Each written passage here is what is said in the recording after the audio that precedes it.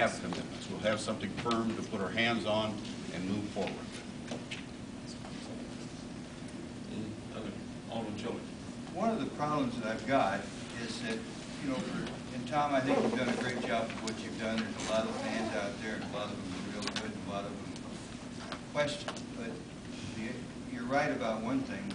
The river is our greatest asset for Chillicothe. You know, it's there. We need to look at it and enjoy it.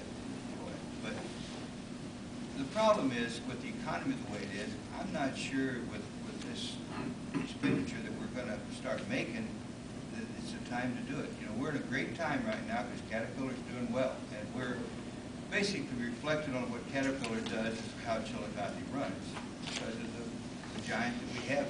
But with the world economy going down, and with their business probably will be one of the later ones to go down as the automobile manufacturers doing now, we can have a problem for the next couple of years. And it's just, I question it. One thing that I would like to see, or would have liked to see, is some real commitment from people that said, here's $100,000, I want to do this right now.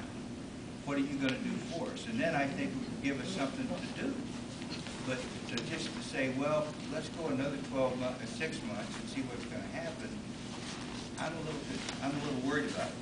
What I would like to see is, like some of the realtors are saying now, they get a project and we pay them a commission on what they get. If you want to sort of get on that type of a relationship with Chillicothe, get us some projects, and I'd be more than happy to pay you a finder's fee. Can I? Yes. Yeah, I would just say, in terms of what the amount of the contract, it virtually probably covers cost.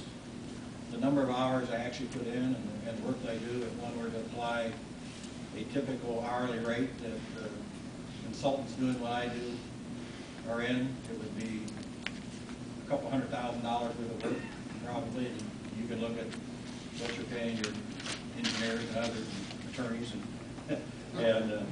but that's not why I do it. I'm committed in the role I'm playing at Heartland and the role I'm playing with you to make a difference in these communities. And I need some income to cover the costs and overhead to allow me to do that. And I also know that if those costs are normal rates, you wouldn't be doing it. And as a result, in my mind, you'd be missing the opportunities that we're generating out of this. That's the same thing as I'm working with those other communities. And I really think at this point now, I'm extremely excited about not only what's evolving here, what's evolving as part of this network. And you saw it in Dr. Irwin's letter where he referred to the network that he's working with me and others on, that the potential that that brings to our region for expanded education, expanded training, expanded entertainment, and to be a hub as part of that has more value that far exceeds what I'm getting paid. And in terms of the timing, I was with the League of California Cities. I was the assistant to the director. I managed the Los Angeles office during the last energy crisis, and I staffed the statewide committee on energy. So I was right in the heart of trying to understand what's the short-term and long-term implications of the energy crisis back in the 70s. And we went through the same thing then, in terms of you stop everything, you cut back, you rethink. The world's coming to an end. This is different, and this is broader. And when you start talking, the worldwide stuff that's going on now, who knows where it's going to end? But the investment you're making here isn't lost. It may get delayed a month or two or 6 or a year or two, but the work's not lost. You've established the parameters for what you want to see the direction your riverfront go. And what I've seen throughout those 30 years is that because you've established those parameters and you have that understanding, and this next phase when you actually start to get in and have some feel of of what public works projects needed, and what costs are involved and so forth, it'll open up more doors than let it shut down. That for 30 years, when we've had downturns, the one way to solve that has been stimulus packages. And the recipients of those are local government that have these kind of projects lined up.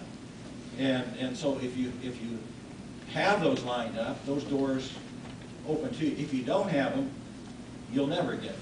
I've also seen it from standpoint just on an ongoing basis. If the state gets a capital budget, there's dollars in that budget for local projects. If this is a priority of yours, or elements of this, once you understand what the port might be, or what have you, if you've got that defined, you've got a chance to get in line to get your fair share of those state dollars. And I can point over and over again to Peoria Riverfront, because we were ready, and those kinds of things availed themselves, we were able to capture those. And let me just correct you for a minute. I don't particularly would like to look at state funds because they're $5 billion in debt right now. And the economy is still reflecting a deficit more than the other. And you spend money to make money. I had a realtor that spent hundreds of dollars or thousands of dollars to help sell my properties. They didn't sell. We pulled them off the market, and we're going to stay here now.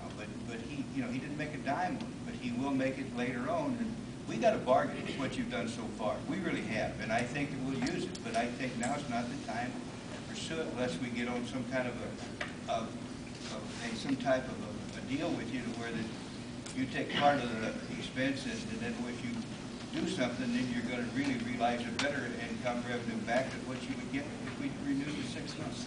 We're talking about an expenditure of $11,000 after Mr. Nelson put in his thousand. So that's what we're talking about, $11,000. Dennis, did we get his name so that we know? Yes, we got his name. I just